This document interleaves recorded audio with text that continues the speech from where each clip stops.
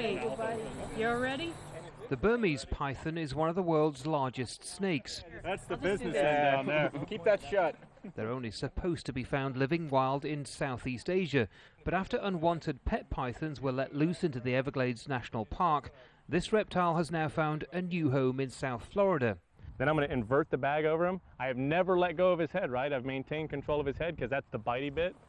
Training sessions aimed at safely removing Burmese pythons have been running for several years, but officials are the first to admit it's an almost impossible task. It's doubtful that we'd ever be able to completely remove them from the Everglades. But if we can stem the tide of the spread, then I think that's an effective use of manpower and the time that's put into this program. And the knowledge that a large carnivorous snake has become established hasn't gone unnoticed. Huge pythons have turned up in gardens, swimming pools, and have even been pictured devouring alligators. For many, it's the stuff of nightmares. No one is questioning that there is now a breeding population of these Burmese pythons here in Florida and that they pose a threat to indigenous species. But there are those who've studied these beautiful reptiles for years that say all the headline-grabbing horror stories are overblown.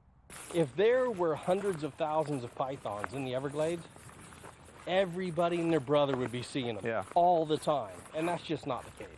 But biologist Sean Heflick thinks the Burmese python is being used as a scapegoat. He acknowledges that they are a problem, but says they are by no means the biggest challenge that the Everglades is facing.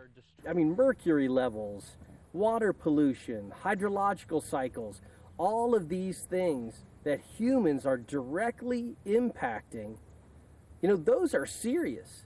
A lot more serious than these pythons. Yeah, right on. It's almost impossible to calculate just how big the breeding population of pythons is here, but it seems certain they are now a part of this delicate ecosystem.